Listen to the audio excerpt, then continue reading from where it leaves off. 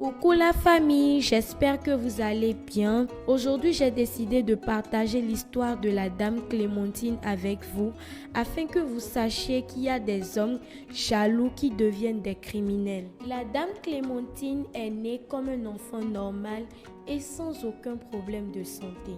Sa jeunesse a été toujours joyeuse malgré la pauvreté et elle grandissait en aidant ses parents dans les tâches ménagères. Mais tout a changé lorsqu'elle s'en rend compte qu'elle devient adulte et qu'elle devrait fonder son propre foyer, sa famille. Alors, elle quitta la maison familiale pour se rendre en ville afin d'aller se chercher.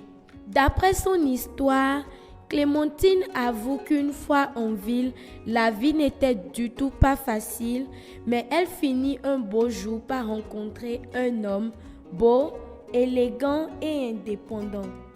Tout se passa bien entre les deux tourtereaux jusqu'au mariage et après 2 ans de mariage, Clémentine s'en rend compte qu'ils n'avaient toujours pas d'enfants et ceci était la source de leurs problèmes, disputes et même bagarres par moments. L'instabilité dans le couple poussa Clémentine un jour à demander à son mari qu'il se rende à l'hôpital afin de se faire consulter et savoir qui réellement d'entre eux avait des problèmes de fertilité. Après plusieurs refus de ce dernier, Clémentine ne baissa pas les bras. Puis finalement, ce dernier accepte un jour la visite médicale au cours de laquelle il a été révélé que c'était plutôt lui qui avait des problèmes d'infertilité. Après le contrôle médical, l'homme eut honte du comportement qu'il avait envers son épouse, puisqu'à des moments donnés, il battait même cette dernière. Et pour échapper à tout cela, ce dernier décida de prendre la route des champs en abandonnant toute seule Clémentine dans cette situation.